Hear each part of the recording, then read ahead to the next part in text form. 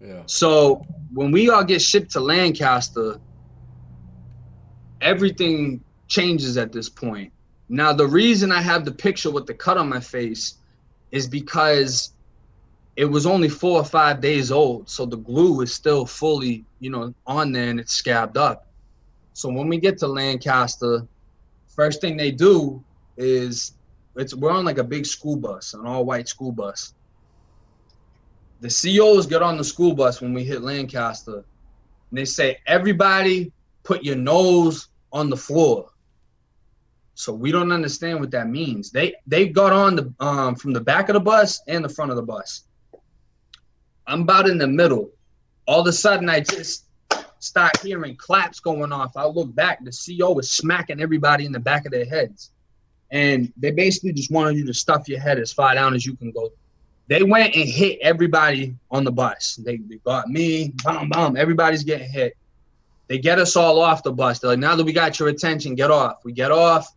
We go into this orientation room. We're all standing in a circle. Everybody got a strip. We're all butt naked. The CO is like, everybody stand, arms together, chin up. And he went and slapped everybody in that room in their face, open palm. Every single youth defender in that room, I'm not talking about a little, nothing, no, I'm talking all the way back. Boom, you had like 2 or 3 kids drop from it. By the time he got to me, he seen the cut on my face. So he was like, you're lucky. He spared me and smacked the kid that was next to me and then smacked the other kid. They didn't touch me because, once again, they didn't want to open up the cut again. So he's like, now that we have everyone's attention, welcome to Lancaster.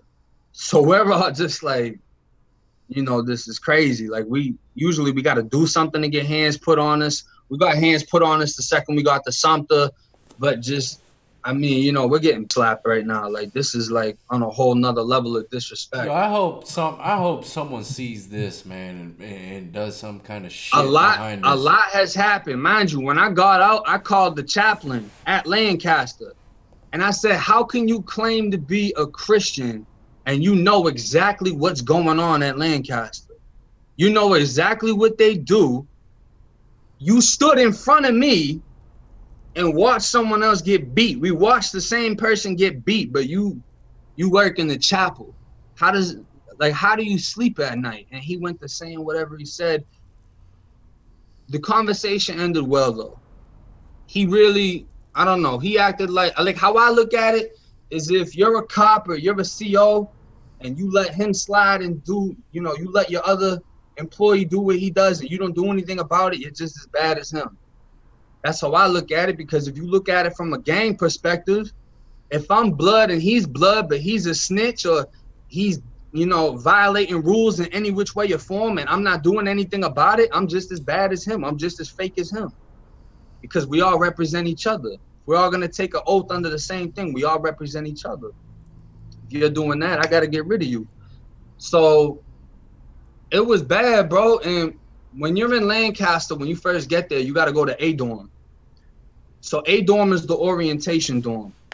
There's another case that, if people Google it, this is before I got there. This was like in 2010. A kid got hit up with a broomstick in A dorm. It was a big case. It made the news and everything. But A dorm is like where they teach you how to march and everything. So you got to do parade rests when you stand. You got to stand at attention. You got to learn how to snap to the left, slap to the right, turn around behind you. You got to learn how to march. You got to know how to do your little cadence. And the whole time we're learning this shit, everybody's getting slapped the whole time. You just keep getting slapped. The CO popped my door one time. I was already supposed to be up and dressed. I was still laying in bed. He came in, started slapping the hell out of me. They're not punching, but they're open palm slapping. When we got to the main compound, that's when they started really punching. These COs at Lancaster, they'll fight you. Most of them will fight you. You ask them to fight, most of them will fight you. And what were most of the COs in Lancaster? Were they white dudes too? Yeah. Damn near every single one. There was one time, I never fought a CO, but my brother, this is the only other like certified white blood that I met in the youth offenders. And this was at Sumter CI. His name Brando. That ain't obviously his real name. That's his nickname. That's my brother though. Shout out to him. This is the hardest rocking white boy I've ever met in my life. Period. I love this kid. This is my brother right here. And the CO got in his face and sneezed in his face.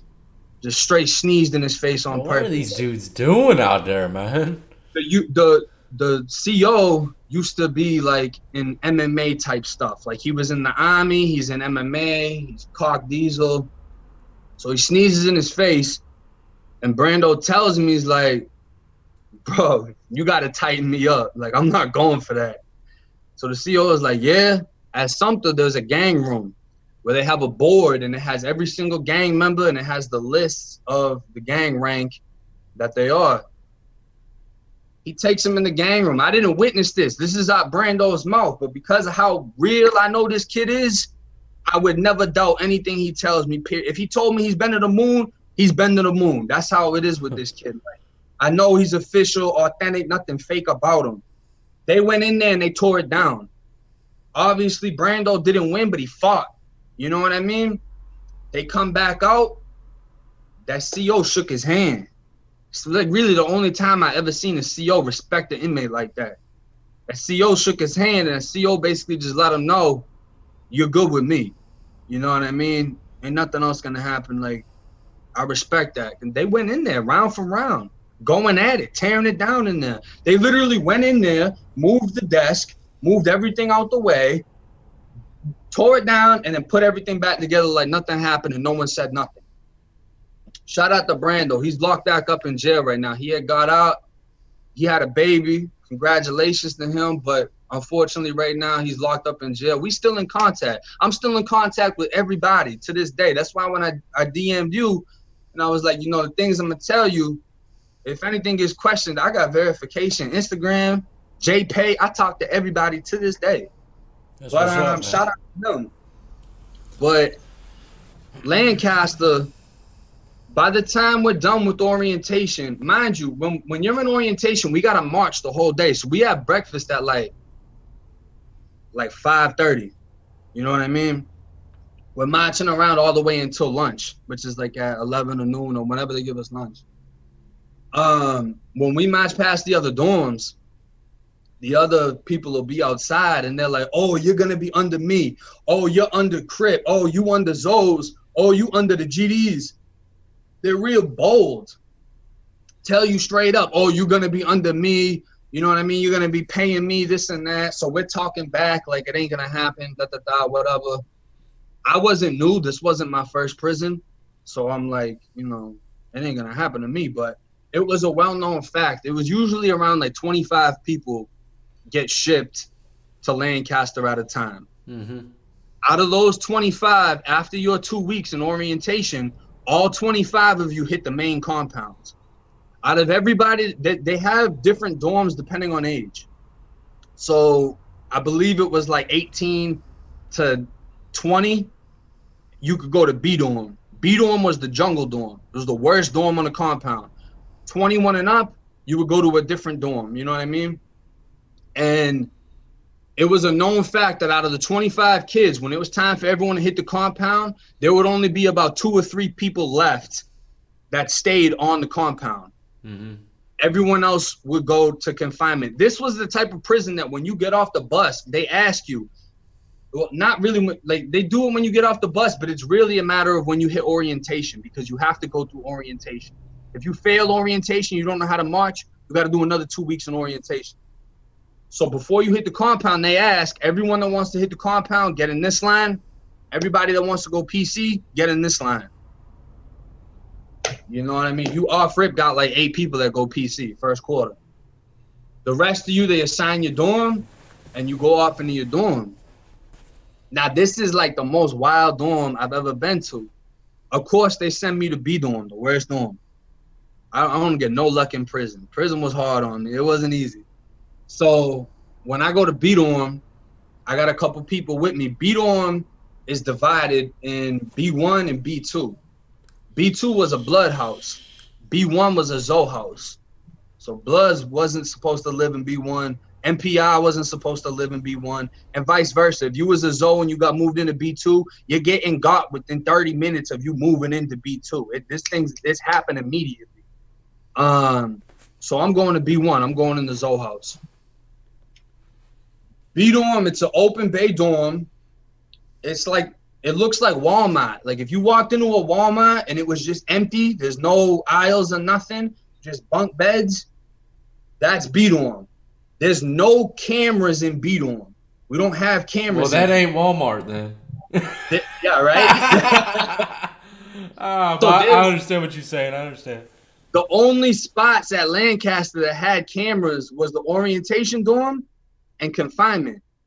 And it's a big prison, bro. It's like a college campus. You can run around this whole thing. So another thing about Lancaster is when you go through laundry, when you first get to a prison, you got to go through laundry and pick up your stuff. Latin Kings ran laundry. So if you were a GD and you go down to laundry, the CO stands outside. You might get cut your first day at Lancaster by a Latin King inside a laundry before you even hit a dorm.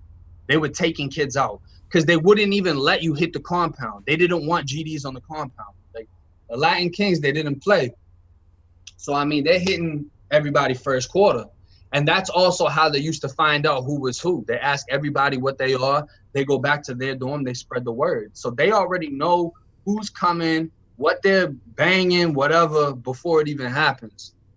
So when I get to B dorm, we enter through a back door, which is the back door that leads into the bubble. This is the same room that in part one I told you they beat the two kids into the ground, and after I got fired up, that's where they took us. You got a left door and a right door. When they open the left door, you're in B1's bathroom. The CO doesn't walk in there with you. Like, they got a bubble, and in the bubble to the left, they can view B1. To the right, they can view B2. So they see both sides. But the trick is when they do count time, they count B1 first, both of the COs, then they count B2. So when they go over to B2, no one can see us, and that's when it goes down in B1. That's when everybody starts popping off. The COs don't see anything. So the only people that take the confinement are the ones that have an open wound or have blood on their clothes. When I get moved into B1, I had this kid with me, small black kid. He looked real timid. We get in there. The second I stepped out of the bathroom, I got this Latin King that runs up. He's like 6'4" with a knife in his hand. The second I walk in, oh, what you is, da da da. So I'm telling him, my blood, what's up? I see the knife. I got my bag of laundry and property in front of me because I'm thinking he's gonna try to swing the knife, and I don't have anything. So he's standing there with the knife. He's like, oh, all right, oh, all right. So I'm walking, trying to find where my bunk at, but I'm watching everybody. The majority of the dorm wasn't even there right now. Everybody was either at work call-outs, school, wherever they were at. So there's only a certain group of people that are here right now. The whole dorm isn't full. There's like 80 people in the dorm. The same black kid that was looking timid, he walks in, a Zoe runs up to him, and he's like, hey, you remember I told you were under me? And, he's stuttering. He's like, I'm not under nobody. He's like, yeah, you ain't under nobody? As he's saying that, another Zoe ran up behind him. He grabbed him like this here and just starts poking him in the back. The second he gets hitting him up in the back. I think it was like a little fence poker. Wasn't nothing serious, but they start tagging him. He's screaming and everything. I'm watching the whole thing play out. I'm still standing up. The Latin King, he's already running over on other people. So it was basically like, if you were blood and you came in, there was actually a few bloods in the dorm, and they were gonna be on you. If you was a Zoe, if you were black, the Zoes were gonna be on you. If you were Spanish, the Kings were gonna be on you. So that's why the King didn't really do nothing to me, because it was expected that someone else was supposed to. Had there not been any bloods in there, they probably would have did me just like they just did the other kid. So they poke him up in his back. Within a couple of minutes, he's got other people's clothes drying on his bunk. They got the boxes on there. They got the shirts. He breaks it off. They threw him some ibuprofen. They threw him some toothpaste, and they told him to take the toothpaste and some tissue, mix it into a ball, and stuff it into where he got poked up. So he didn't check in. Salute to him. But So they he poked healed his up ass. decently? Huh? He healed up decently? I don't know. Probably not. I mean, Oh, you didn't stay in there too long? I honestly forget what happened to him because I wasn't in B-Dorm for that long. Okay. So when all that happened, everybody comes back, and that's when I met, the rest of the people that were in there, the Bloods. There was, I think, one NPR that moved in, Shad. We from the same side. Shout out to him. Everybody moves in. I meet who is who. You know what I mean? And they already had heard about me from something CI, so they already knew what I was on. There wasn't no TOH or nothing because we were actively at war with the Zoes already. So we're not worried about a TOH because there's war going on right now. We're not even worried about really extortion because we're trying to take people out and they're taking us out fast. It's going down. So I met this kid. I met this kid named Angel who was a Latin king. He passed away. And this was one of the hardest rocking kids I ever met. So I meet him. He's really talking to the person that I'm with. He's not really talking to me. But when we go to lunch, so we got to get in rows of 3. We got to match. Angel was behind me by a couple people, and there's a Latin king next to me. So the king, he's like, yo, trade places with me. I don't know why he's asking me that, but if you ask me something that I don't know you off rip, I'm like, hell no. Nah. I don't know what he's trying to do, but I'm not just going to listen to you. My brother taps me on my back. He's like, nah, let him take your spot. So I move. He moves into my spot. All of a sudden, he pulls out a fence poker that's like this long. And he's got it behind his back. Angel flies past me in between the line with a canteen bag. There was one GD left in B-Dorm. I see that canteen bag go up, hits him in the back of the head. The Latin king ran up, poked him in his face, poked him in his neck. They flipped this kid. This was the last GD that they took off the compound. I just found out who Angel was. He's a little short kid, not big, nothing, you know what I mean, from Orlando, and he takes off. They flip him. So they did that, and then everybody got to jump on the ground, you know what I mean? Because the COs will start gassing whoever's standing up, or if you're still standing, they're going to think you did it. And the kid that got hit up, he's just standing up, holding everything that's bleeding. They take him out of there. It was nonstop crashing everywhere we went. When we went to Chow, inside of Chow, people are pulling locks and socks out, firing people up, bobbing and weaving. I hit someone, they try to fire up my brother, he weaved it, hit that kid, knocked him out, so he drops the lock and everything, you know what I mean? A lot of craziness going on, and it's just nonstop. So we get back to the dorm, my brother gives me a poker, but this isn't like a fence poker, it's a Phillips head screwdriver that they stole. I don't know where the hell they got it from, but they got a Phillips head screwdriver and they sharpened it up. So normally with fence pokers, they bend when you hit bone, or they'll get dull, you know what I mean? But this thing here, it's a bone crusher.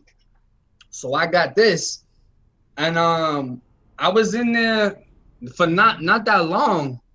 Every single day, everything's popping off, and I forget how many days it was, but I finally, I had to put in a medical request. It's the day that I get my toes fixed, because the whole time they're messed up, you know what I mean? And the whole time I'm walking around with a cut on my face. Like, it's still, glued up. They didn't say anything about that cut because, them buck 50s kind of resemble something, you know what I mean? Nah, in Florida, see, that's something I thought too. They try to say, oh, if you a snitch, you get a $150. Everybody got a $150. Every single blood that I met at Lancaster had a scar on their face. Yeah, I interviewed a guy from Florida. He said usually in the main penitentiaries it means something, but in JIT camp, everybody's getting $150. Everybody in adult camp, they handed them janks out like Frosted Flakes. In adult camp with raises, it's not. you're not gonna scare no grown ass man with a razor. Yeah. Because you know they'll take that razor from you. It's really more knife play. So if you cut someone with a razor, it's more or less to send a Disrespect. message or to Yeah. scar their face. But in my experience, everyone that got hit, it was never about, oh, he's a snitch, we're gonna cut him. Yeah. Everyone that I knew that got cut just got cut because that was the easiest thing to get. That was what they got. Yeah. Yeah, we used to take the can lids from the kitchen and break them in half and use those to cut people. So they sold soda cans. Nah, the cans from the kitchen where they would get sauce and everything out of. Okay. They would take those. You could get soda cans on confinement, but I didn't know nobody that got cut with them. And then I can show you this at a later time, but I can make a box cutter out of a AA battery. Well, you know what, man? Look, I love hearing your stories, man. I do. But honestly, I want you, man, for real, you should try making your own channel, man. You know I'm thinking about it. I don't want you telling me too much stuff, man. You need to save something for just crank off your own to jank. You know what I mean? I feel you. These stories are crazy, man. You know what I mean? But wild stuff. People have seen crazy things everywhere. But this, you know, what really shocks me out of everything that you said, man, was what these COs, how these COs were, and honestly, man. You know, having to worry about life and death from a inmate is one thing, but having to worry about that too, not you know, probably death, maybe, you know, but just being tortured like that by someone that's supposed to be there, being paid to make sure that you're safe, and all that. I mean, that's something needs to change with that, and hopefully the right person sees this video and is like, man, you know what, we need to go crack down on this shit over here in Florida, because this is, you know, this ain't no joke, for real. That's one of the main things you learn is really the COs you worried about first, and then the inmates. So when it comes down to actually hitting someone up, you have to accept the fact that after you hit them up, you got to deal with the repercussions of the COs as well if you get caught doing it. So it's like, not only is the other gang gonna come at you now that you took someone out, but these COs are on you. They don't want to write paperwork. They don't want to do their job. And there's a lot that, you know, right after I left Lancaster, a kid died. He got killed. I can't really say too much on it. It's an open case, but there was a few officers and sergeants that, you know, got arrested for it. Like I said, I can't really touch down on it, but that man got killed. And it was enabled to happen. If people were doing their job, it wouldn't have happened. And he was like 20 years old. It's wild. Hey, you said that is wild, man. You said you know how to make a box cutter blade out of a battery. Is that what you said? Yeah, AA battery. I know how to do that too. yeah, I've seen that. You know how batteries, you know how you're busting batteries open, you see, and they have like a little, it's like a little, looks like a little big tack. You know, on the inside, yeah. I've seen someone for real have like 6 of those built into this thing with it for his hand, and he was punching dude with 6 of those. Just all, you know, kind of wrapped around some kind of way he had going on, but they're the staple, the little thumbtack looking things. Yeah, that long little piece from inside of the batteries, you know. So that's crazy. Yeah, I've broken down the batteries before and seen some crazy stuff with those. I haven't even told that story yet. You know what I mean? That reminded me of it. But look, I'm gonna wrap this up, man. And you should really think about starting your own YouTube channel, man. If you need any kind of advice, you need to shoot my way, man. For real, I will give you nothing but 100% facts and help you the best that I can. But before we go, man, and you're more than welcome to come on the show anytime you want. But before you go, if there's anything you can say to people out there, man, anything, you know, to maybe help them in any way, what would it be? One thing that I just really want to throw out there real quick before I answer that is, when I got released, I had nowhere to go. I didn't have anyone to live with. But I went back to Boston immediately because I knew if I went back to Tampa, I would have went back to the same lifestyle. Versus going to Boston, I didn't know anyone. And, you know, I said in part one, when you choose your friends, you choose your enemies. When I lost all my friends, I lost all of my enemies. So when I moved to Boston, it was brand new. I got into a drug program because I couldn't get into any prison programs because I wasn't convicted in the state of Massachusetts. I got into a drug program and they make us speak in front of people at meetings and things like that. I was speaking at meetings all over the city to the youth about my experience, what happened, how I went to prison, what led to it. And they were calling my program, asking me to come back and speak. So I was speaking and reaching out to a lot of these kids and trying to tell them and to deter them away. And what I like to do is I like to tell my story as graphic as it is to give you that realization. When I grew up, I always wanted to be tough. I always wanted to be this and that. I thought killers, you know, it was like the next level. Like, all right, you learn how to fight, but then now these dudes are killers and they're on a whole nother level. And I'm looking up to them, idolizing them, until I went to an adult prison. And a guy that started off with 10 years, he has 2 life sentences now. We had a conversation on the rec yard. And he said, have you heard about me? You know, like, yeah, I heard a little bit about you. He's like, you heard about the 2 people I killed in here? I was like, yeah, I heard, you know what I mean? And he told me, he said, look around. And he pointed out multiple people that have killed people. Where we were at. Some of them weren't even respected. This kid's doing 10 years because he crashed a car and killed his best friend. This guy's doing 25, he shot a cop, but he doesn't get any respect in the dorm because he told on somebody for taking his canteen. He told me the number one person that gets respect inside of a prison is the one that was actually something when they were out. The guy that actually became something, the guy that actually had a job, had an income. Money gets respect in prison more than just catching bodies because everybody in Florida State Prison has a body. For the kids that's out there that, you know, hear stuff like this, when I heard it, when I was a kid, I didn't listen to anyone. I took it as a challenge. Like, oh, you think Florida prison's tough? I bet you I could get through it. I bet you a lot of people can get through it.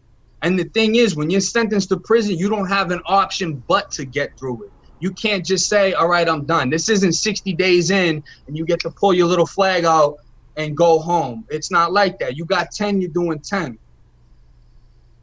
Understand that you can demand your respect. You can move how you want to. You have to accept yourself first before anyone else is going to accept you. Once you're comfortable with yourself and you're humbled yourself, life just seems easier to me. You know what I mean? You don't have to take the gang route. If you're in the gang route, do it how you're supposed to do it. Don't put a gun in someone's hand. Give them a job. Build something. My big brother Ragu, shout out to Ragu. He's all over my Instagram.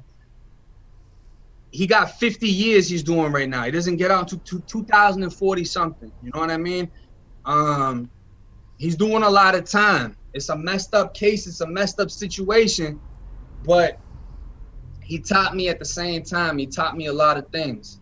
And when we're out here, I got to live for my people that's in there that can't come out here.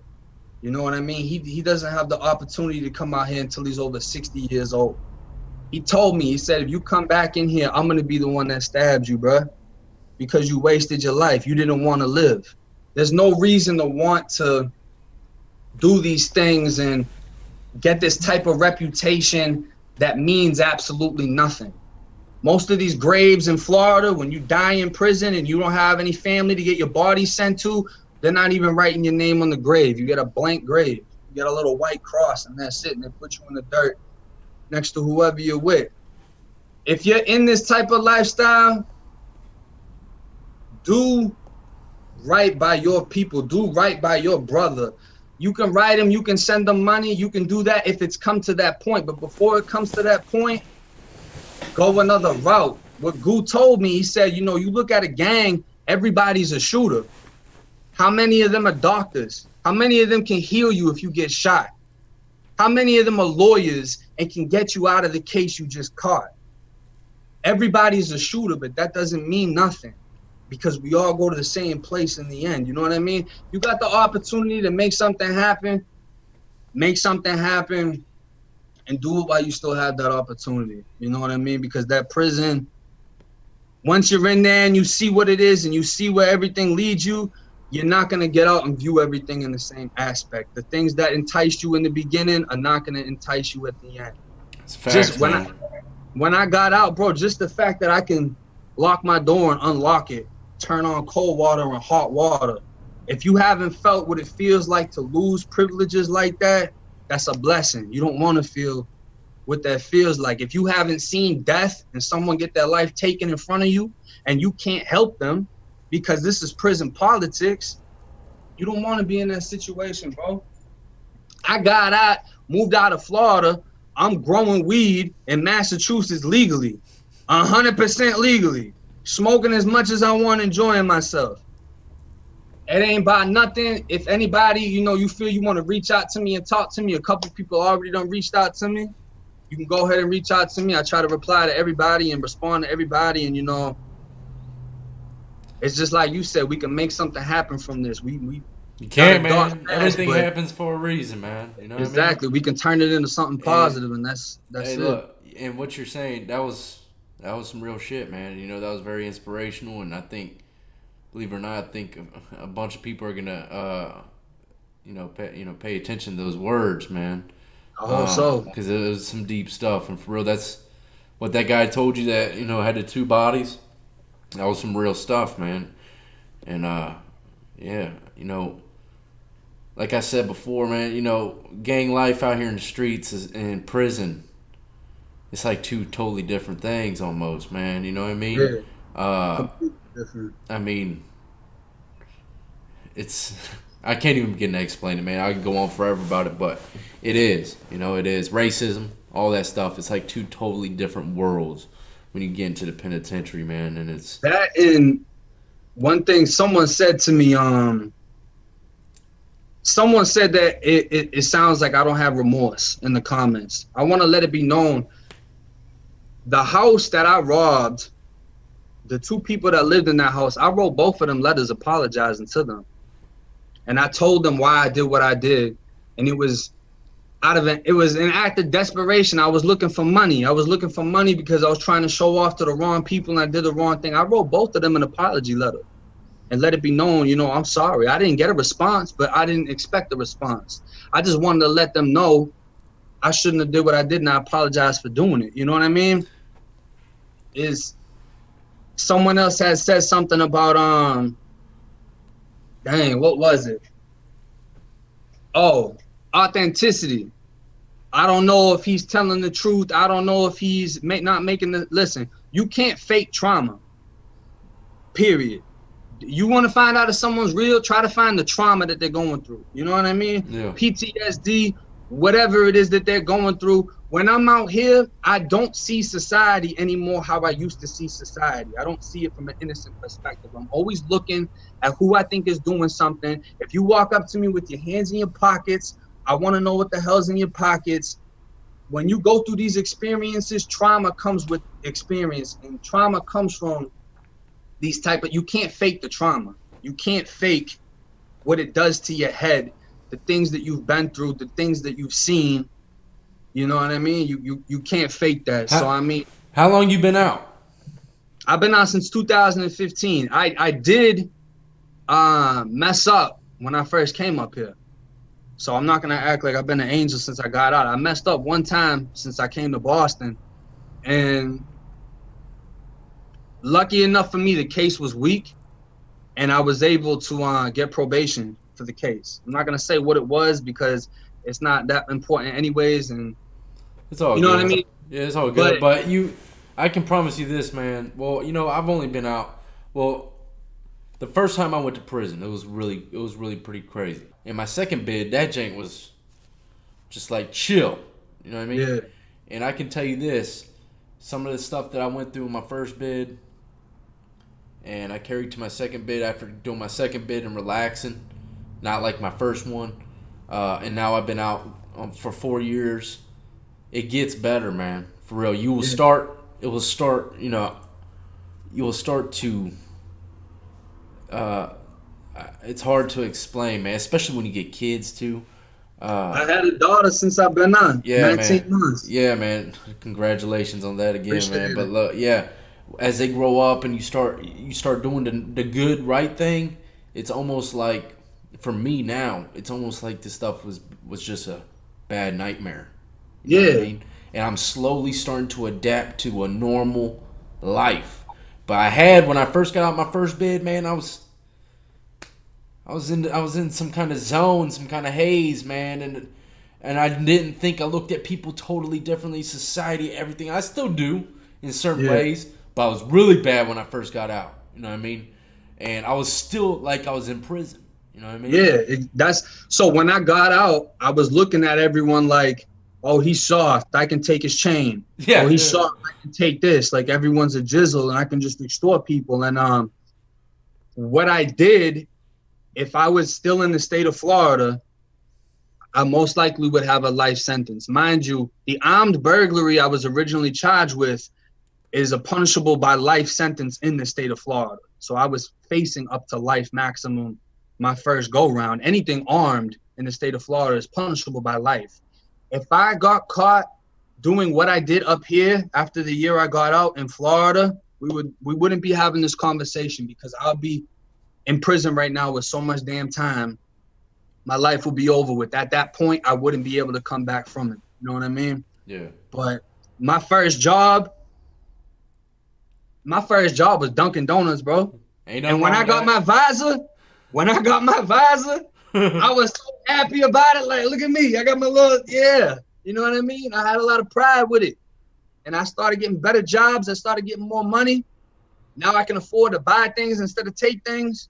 It feels good, bro. Just It like you said, feels damn good, don't it, man? it's slowly getting better and better. But, you know, the more good people I meet, like you, the more people that I can relate to and have conversations with like this is like therapy, bro. I don't like talking to therapists. Yeah, They don't relate. I like talking to people that have been through the same experience as me and people that I can look up to. Another one, Bounce Back B, yeah, seeing everything that he's doing. You know what I mean? I did 290 in confinement. That man did years in confinement. yeah, I don't know how he did that, but he did that. And I respect everything he got going on right now. And yeah. being able to come onto a platform like this and even having the opportunity to create my own platform, it's a blessing, bro. Yeah, man. You It's a need to do blessing. it, man. And look, it's just like what you just said, man. When I started doing YouTube, it helped me in a lot of ways, man. It was like my therapy because I didn't do no social media shit. I didn't talk to people. I was still closed in. Only dealt with my loved ones and some close homeboys. Other than that, I was so low key, man. And I had so much dirt going on. I just didn't want nobody knowing anything about me, you know. Yeah. But now, you know, after going to prison the second time coming out, and I'm doing this YouTube's helping me, man. Talking to Definitely. people, meeting people like you know, same thing that you're talking about right now is how I feel too. So you're not alone, man. And That positive energy yeah, it feels is good. positive energy, man. You feed off of it, and there ain't no greater feeling than spending hard-earned money. You know what I mean? And not the fast money, even slow money. I mean, fast money if it's legal is good. Everyone wants that. You know what I Yeah. mean? But when you really work for something the right way, there's no better feeling, man. Because you You know got that. so much pride towards it. And that's Damn right. really what makes me want to correct my wrongs is because the people I violated, the majority of them worked for it. Yeah, You know what I man. mean? It's messed up. Amount of people I hurt in the past, shit. For all any kids watching this, anybody that's, you know, thinking about doing something dumb, bro, reach out because the things that I've learned so many different ways to create an income legally. I didn't know it at that age. That's why I didn't do it.